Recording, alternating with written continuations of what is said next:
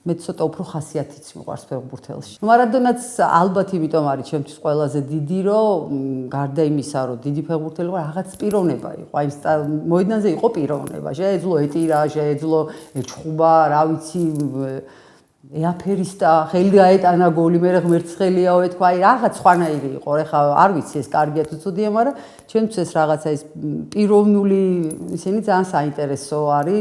საფეხბურთელებს აქვს ვიდრე რაღაც წმინდა რაფინირებული, ხო, ნუ ეს რა თქმა უნდა გემოვნების ამბავი.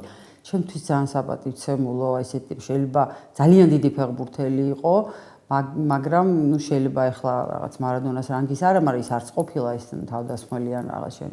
იყო პუიოლი, რომელიც ჩემთვის სრულად არასაინტერესო, არასაყვარელი და არასაინტერესო ესპანეთის ნაკრების წარმომადგენელი იყო. აი რაღაცნაირად გამორჩეულად ღირსეული იყო რაღაცნაირად და ლამი კიდე. აი ესეთ რომლებიც შედარებით შეიძლება, აი ესე არ იყვნენ რაღაც გოლიადორები, არც ევალებოდათ, მაგრამ იყვნენ ყოველთვის რაღაც საყრდენი, აი ფილიპ ლამი და პუიოლი. აი როცა პატივსაცემ ფეხბურთელებს ვსაუბრობ, არ შემიძლია ვთქვა ზიდანი. არც საფრანგეთის ნაკრები მიყვარს. რეალი რბილად რომ თქვა, არასდროს ვყარებია, ეს ძალიან რბილად რომ თქვა, საფრანგეთის რბილად რომ თქვა არ მიყვარს, მაგრამ ზინედინ ზიდანი არის ჩემთვის აი ალბათ პატივსაცემ ფეხბურთელებში ნომერ პირველი.